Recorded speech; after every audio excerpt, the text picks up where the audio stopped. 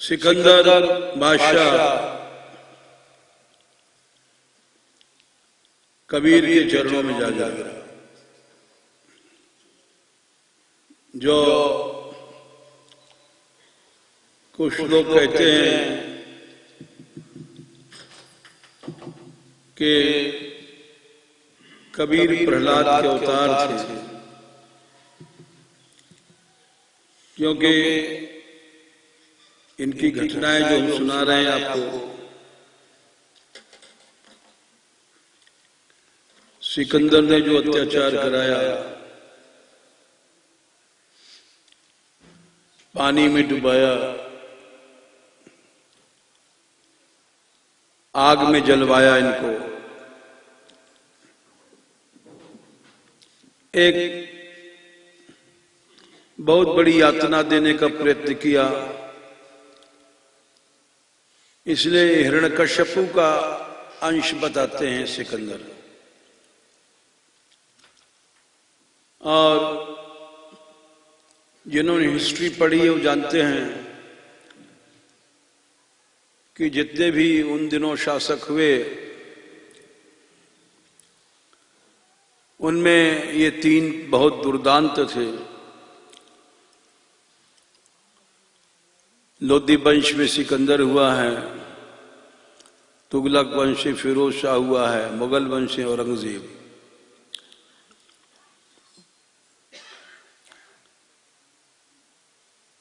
और जब मोहम्मद गोरी के बाद 6 ट्राइब्स ने हिंदुस्तान पर शासन किया, क्रमशः गुलाम वंश, खिजली वंश, तुगलक वंश, सैयद वंश, लोदी वंश, मुगल वंश। उनमें 3 ये बड़े दुर्दांत अत्याचारी थे।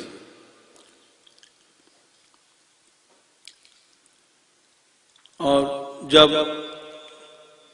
ये नदी, गंगा नदी में डुबाया गया, नहीं जले, पानी आग में जलाया गया, नहीं जले, अनेक प्रयत्नों करने पर नहीं मरे। और उन्होंने फिर जब मतवाला खूनी हाथी फेंका, तो सब घटना देख करके वो उनके चरणों में गिरा। यहां तक कथा हुई थी। और जिस समय खूनी हाथी मारने जा रहा था कबीर को, तब भगवान ने विशाल पर्वताकार सिंह का रूप बना लिया था, और हाथी डर करके भागा। और एक उस भयंकर सिंह की आकृति का हल्का सा इसको भी दर्शन हुआ, और वो जाके चरणों में कबीर के तो पड़ा। और उसने कहा, प्रभु पे बचा लीजिए, हमें न गजब कीजिए, दीजिए जो ही चाहो, गांव देश नाना भोग है। आप हमसे अनेक गांव ले लीजिए, देश तक ले लीजिए। ऐसा उसको भय हुआ। तो कबीर ने उत्तर दिया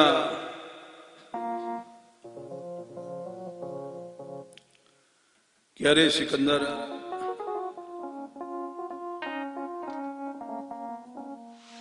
चाहे एक राम,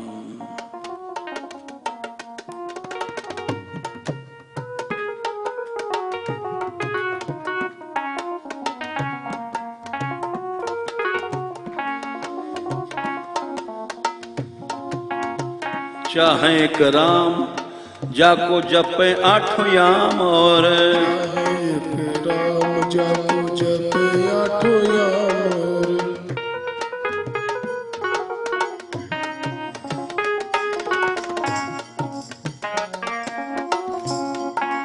चाहे एक राम, जाको जपे 8 याम। और चाहे एक राम, जाको जपे 8 याम। और दाम सोन काम जामे भरे कोटि रोग हैं। दाम सोन काम जामे भरे कोटि रोग हैं।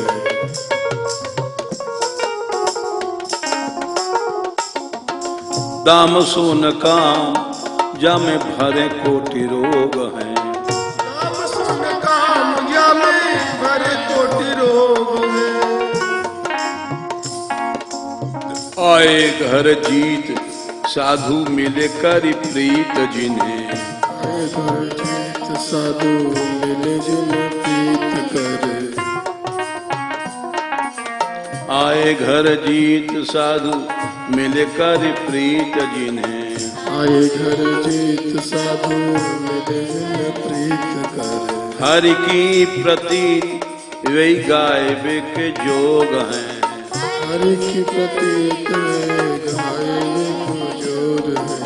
हरि की प्रतीत सोई गायबे के जोग हैं। हरि की प्रतीत सोई गायबे के जोग है।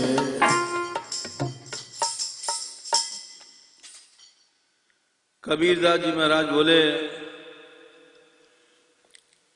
सिकंदर हमको जो चाहिए तुम नहीं दे सकते हो, क्योंकि तुमने जो कहा गांव लीजिए, अनेक भोग सामग्री लीजिए, देश ले लीजिए, कुछ ले लीजिए, साहेब के खौफ से बचा दीजिए, भगवान के रोष से। कबीरदास जी ने उत्तर दिया, हमको जो चाहिए तुम नहीं दे सकते हो। चाहे एक राम, हम तो एक भगवान से हमारा संबंध है और उसी का आठों याम हम नाम जपते हैं। और दाम सो इन जिन चीजों को तुम गिनाते हो दाम, सिकंदर ये तो रोग है। जैसे रोग का परिणाम मृत्यु है, वैसे संसार की संपत्ति और भोग का परिणाम भी मृत्यु है, अनंत विनाश है। जब तक इसकी चाह रहती है तब तक भगवत प्रेम का उदय नहीं होता है। जब बहुत लोग बढ़ गए थे संसार में तो मृत्यु उत्पन्न किया ब्रह्मा जी ने।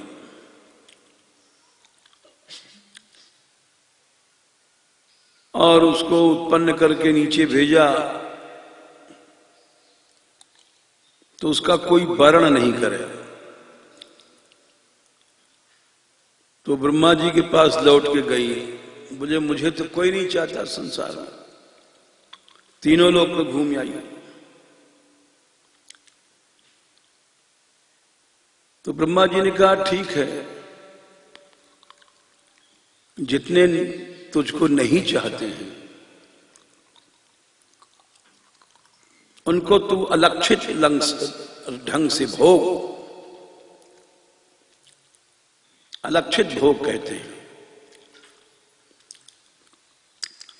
भोगने वाला दिखाई नहीं पड़ता है और भोग क्रिया का अनुभव होता है। और जैसे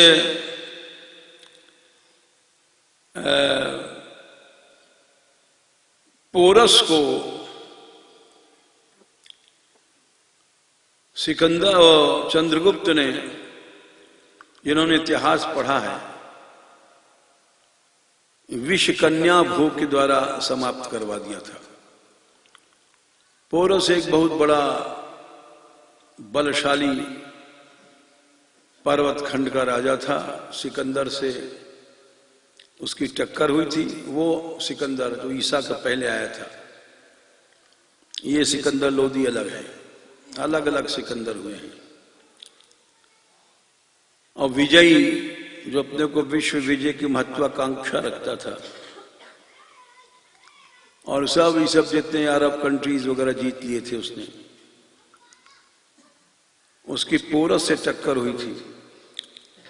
दुर्भाग्य ने पोरस का साथ, भाग्य ने नहीं दिया, दुर्भाग्यवश उस वर्षा हो गई, उसके हाथियों के पांव फिसलने लग गए, घोड़े ज्यादा उसमें कामयाब है। उसके बाद भी हिस्ट्री वाले कहते हैं कि उसने 3-4 किलोमीटर ऊपर नदी से पार करके दूसरा हमला किया था। छल से जीतते हैं लोग, लेकिन युद्ध में पोरस की हार भई, किंतु लोहा मान गया। उसने कहा कि हम जब से चले अपने देश से, यानी कितनी लड़ाइयां भी, पोरस जैसा योद्धा नहीं मिला हमें। पोरस को जब पकड़ के लाया गया है तो सिकंदर ने पूछा, तुम क्या चाहते हो, तुम्हारे साथ क्या किया जाए? तो पोरस झुका नहीं, बोला एक राजा जैसे राजा से व्यवहार करता है वैसे करो, हम पराजित हैं, मानते हैं, मतलब मारना चाहो तो मारो, हम झुक नहीं सकते तुम्हारे सामने। तो उसने संधि किया। संधि के बाद वो सिंध की ओर बढ़ा था और वहां से फिर उसको लौटना पड़ा। कथा तो बड़ी लंबी, दांड्यायन ऋषि उसको मिल गए थे रास्ते में। यूनानी ग्रंथकार भी इसको स्वीकार करते हैं,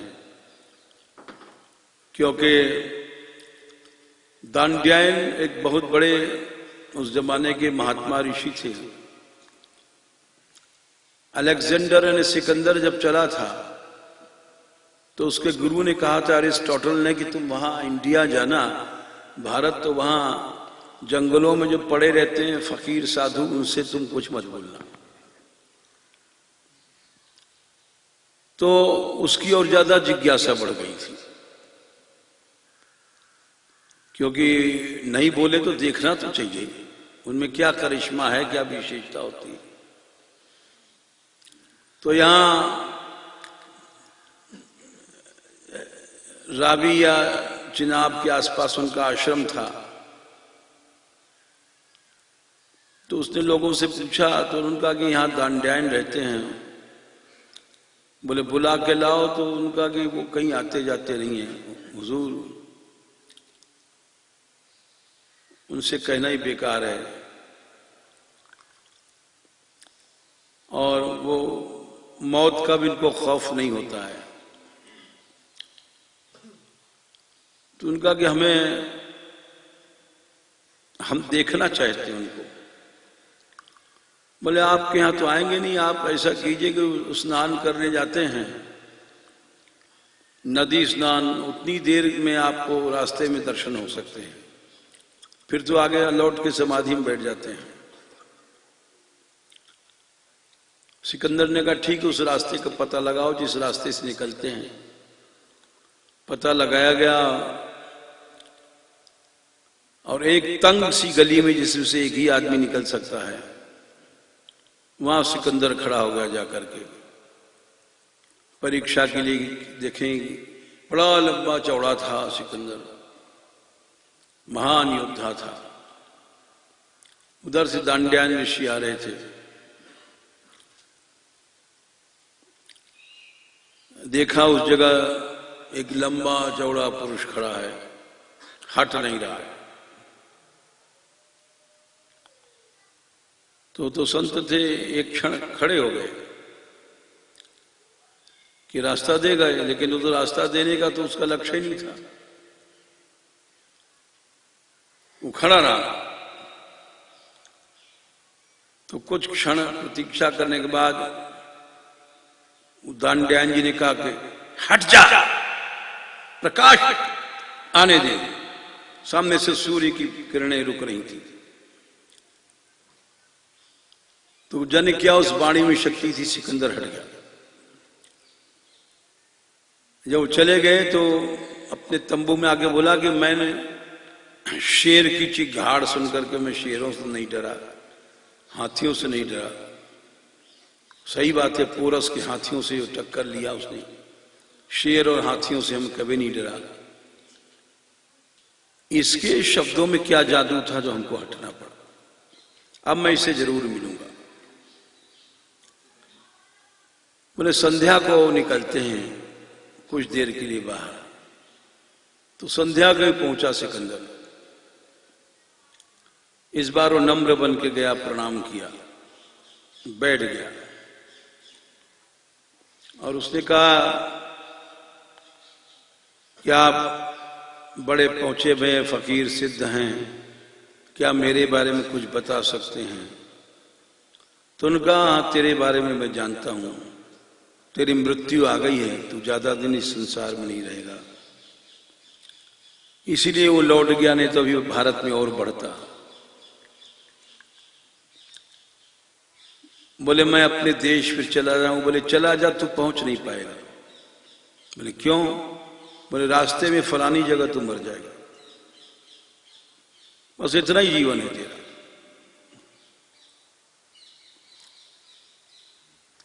उन्होंने और भी बहुत सी बातें बताई जो सही थी। वो समझ गया फकीर पहुंचा हुआ है, लौट गया। और जहां पर रास्ते में जिस जगह उसने बताया था वहां बुखार आया भीषण। लोग वैद्य हकीम मुकीम, उधर हकीम होते हैं यूनान साइड में, रास्ते में बुलाने गए। बोले अब मत बुलाओ, मैं जा रहा हूं। वो हिंदुस्तानी फकीर ने ठीक कहा था। खैर लोगों ने प्रयत्न किया, लेकिन वो तो बोले मैं जा रहा हूं, एक तमन्ना है, तमन्ना माने इच्छा, कि हमारा जब वो मरने के बाद, समझो हम लोग बीमान कहते हैं, अर्थी हैं, हाँ जनाजा उन लोग कहते हैं, तो वह निकालते समय हमारे दोनों हाथ बाहर निकाल देना कफन के बाहर। वैसे सब कुछ ढक देते हैं कफन के भीतर, लेकिन उसको बाहर निकाल देना। ये कहते जाना कि चला सिकंदर कफन के बाहर, खाली हाथ पसारे। तो लोगों ने वैसे ही किया, हाथ बाहर निकाल दिया और कहते गए चला सिकंदर कफन के बाहर, खाली हाथ पसारे। वहां भी कोई फकीर बैठा था रास्ते में। बोले अरे क्या कहते हो? बोले मैं ये कह रहा हूं कि हमारा बादशाह खाली हाथ जा रहा है, ये उसकी तमन्ना थी, हम लोग इसलिए कहते जा रहे हैं। बोले झूठ है, खाली हाथ कोई नहीं जाता है। और 7 रत्नों की ढेरियां थी जो जीते थे, सोना चांदी नहीं, रत्न हीरा मोती वगैरह, उनके पहाड़ थे, उनके बीच से जनाजा निकाला जा रहा था कि देखो इतना सब हीरा मोती सब छोड़ गया, एक भी कच्ची कौड़ी नहीं। तो फकीर ने कहा कि खाली नहीं हाथ नहीं जा रहा है, इसने इसके धन के कमाने में जो कुछ अत्याचार और पाप किया उसका पहाड़ ले जा रहा है। खाली हाथ कौन जाता है? खाली हाथ कोई नहीं जाता है। या पाप ले जाएगा या पुण्य ले जाएगा। भक्त लोग, उदार लोग, दान पुण्य करने वाले पुण्य ले जाते हैं, हम जैसे लोग पाप ले जाते हैं। खाली हाथ